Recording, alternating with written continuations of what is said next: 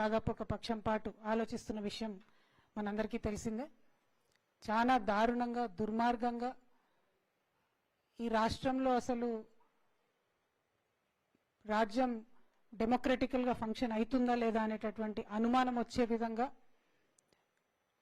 పట్టాలు ఉండి వారి సొంత డబ్బుతో ఇల్లు కట్టుకొని ఉన్నటువంటి పేదవాళ్ళ మీద అర్ధరాత్రి పూట బుల్డోజర్లు ప్రయోగించి చాలా దారుణంగా ఈ యొక్క ప్రభుత్వం మరి వ్యవహరించిన తీరు మనందరికీ తెలిసిందే. ఆ తర్వాత అక్కడ ఎవరు సరైన వాళ్ళు లేనేలేరు, అసలు ఆ భూమి మీద హక్కు ఉన్నటువంటి ప్రజలే లేరు.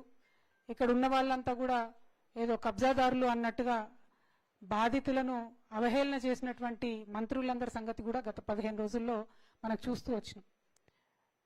ఇక అన్ని రాజకీయ పార్టీలు పోయినాయి వచ్చినాయి టూరిస్ట్ లెక్క, కానీ పెద్ద ఎత్తున పోరాటాలు చేసినట్టుగా కనబడలేదు. సరే, వారి వారి స్థాయిలో వారి వారి శైలిలో ఒక్కొక్క పార్టీ ఒక్కొక్క స్టాండ్ తీసుకున్నది.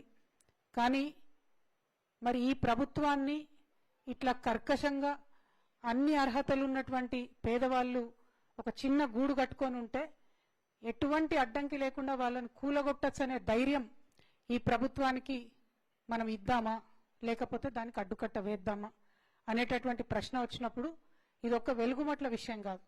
పేదల పట్ల ఈ ప్రభుత్వం వ్యవహరిస్తున్నటువంటి తీరు, పేదల పట్ల ఈ ప్రభుత్వానికి ఉన్నటువంటి ఒక వైఖరి అభిప్రాయాన్ని తెలియజేసేటటువంటి అతిపెద్ద సంఘటన. దీన్ని వదిలేద్దామా, లేదు ప్రభుత్వానికి గుణపాఠం చెప్దామా అని ఆలోచిస్తున్నటువంటి తరుణంలో ధర్మ సమాజ్ పార్టీ విశారదన్ గారు నేను చర్చించుకొని మరి ప్రతి ఒక్క పార్టీ పోయి వచ్చినట్టుగా ఇట్లా పోయి అట్లా రావచ్చు, పేపర్లో ఫోటో వేసుకోవచ్చు, కానీ పరిష్కారం కావాలంటే మాత్రం ఒక కార్యాచరణ రూపొందించుకోవాలని చెప్పి నిర్ణయం తీసుకొని మొన్న 9వ తారీఖు నాడు ఖమ్మం వెళ్ళడం జరిగింది. అక్కడ బాధితులను వాళ్ళ పరిస్థితులను చూస్తే నిజంగా ఇండియాలో ఉన్నామా ఆఫ్ఘనిస్తాన్లో ఉన్నామా అనేటటువంటి అనుమానం వచ్చే విధంగా అంత నిర్లక్ష్యంగా, పేదలంటే అంత లెక్కలేని తనంతో ఏముందిలే వీళ్ళని కొట్టవతలు పడేస్తే ఎవడు అడుగుతాడులే అనేటటువంటి ఒక వ్యవహారంతో ఆ ఖమ్మం జిల్లాలో ఉన్నటువంటి ఉప ముఖ్యమంత్రి గారు ఇంకా 2 మంత్రులు అందరూ కూడా కూడబలుక్కొని ఆ పేదలను ఆ భూమిలోంచి ఖాళీ చేయించి ఆ భూమి పెద్దలకు అప్పచెప్పాలని నిర్ణయించుకున్నారన్న విషయం ఆ కుట్ర సంపూర్ణంగా మాకు అవగతమైంది. దాంతోనే ఈ కుట్రను ఎట్లన్నా ఛేదించాలి, ఇది భూదాన్ భూమి అంటే పేదల భూమి, పేదలకు అప్పగించాలి ఈ భూమిని అని చెప్పి ఒక సీరియస్ డెసిషన్ తీసుకొని మొదట పెద్ద మహాధర్నా ఒకటి ఖమ్మం పట్టణంలో చేసి ఆ తర్వాత మరి అక్కడికక్కడే నిర్ణయం తీసుకొని నిరవధిక నిరాహార దీక్ష చేపట్టాలి అని చెప్పి అక్కడ మొదలు పెట్టడం జరిగింది.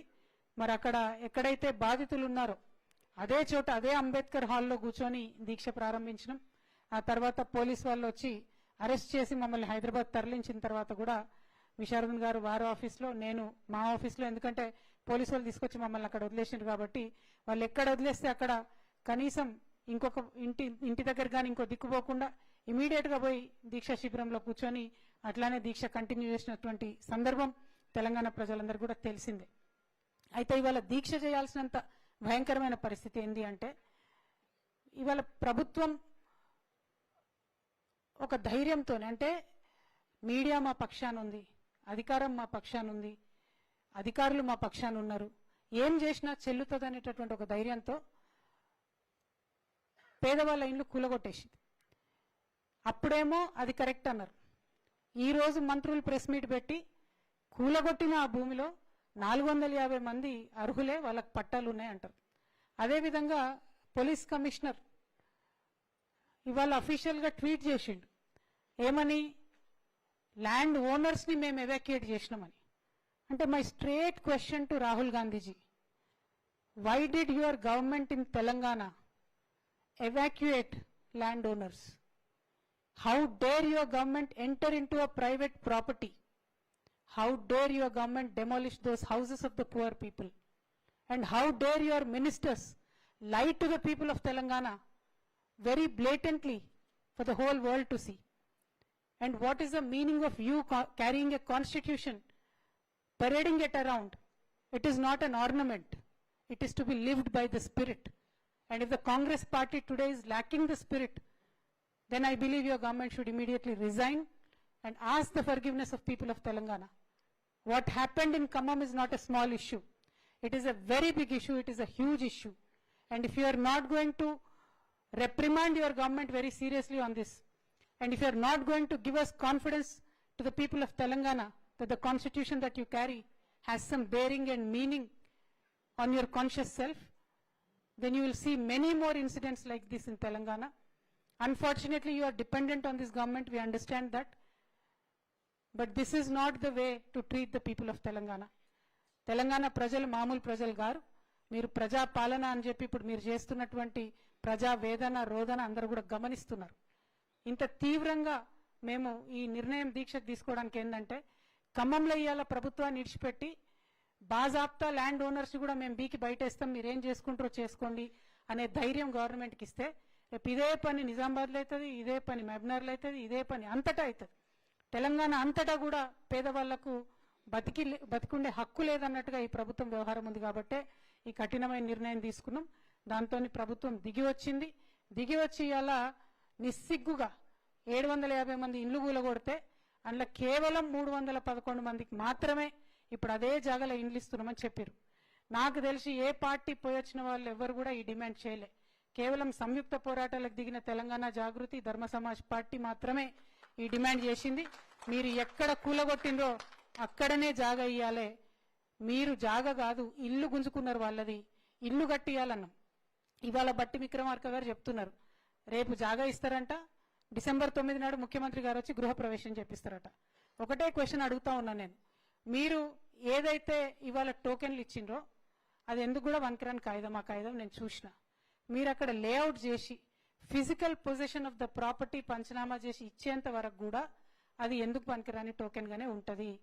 కాబట్టి ప్రభుత్వాన్ని నేను డిమాండ్ చేస్తున్నా, మళ్ళా మీరేదో కాలాన్ని వెల్లబుచ్చి మసిబూసి మారేడుకాయ చేసి వీళ్ళనేదో పక్కదవ పట్టిద్దాం అనుకుంటే చూస్తూ ఊరుకునేది లేదు.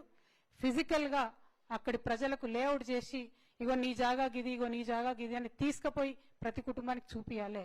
ఇక్కడ ఇంకొకటి విషయం ఉంది, ఆ పేదవాళ్ళైనా సరే వాళ్ళ జీవితాంతం కూడబెట్టుకున్నటువంటి డబ్బులతోని కొంతమంది 5 లక్షలతో ఇల్లు కట్టుకున్నారు, కొంతమంది 10 లక్షలతో ఇల్లు కట్టుకున్నారు, ఇంకొంతమంది 30 లక్షలతో ఇల్లు కట్టుకున్నారు.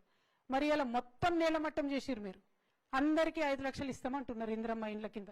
అది కూడా క్లారిటీగా చెప్తలేరు, మీకు మనసు వస్తలేదు. ఓన్లీ ఇలా టోకెన్స్ ఇచ్చినాం, ఇంకొక 100 మందికి బయట వేరే ఊర్లలో ఇచ్చినామని చెప్తున్నారు. సో ఇదంతా ఇష్యూని మీరు కాంప్లికేట్ చేస్తూ కూలగొట్టిన 750 మందిలో ఒక 50% మందికి మాత్రం మీరు చెప్పేటటువంటి న్యాయం జరుగుతున్నది.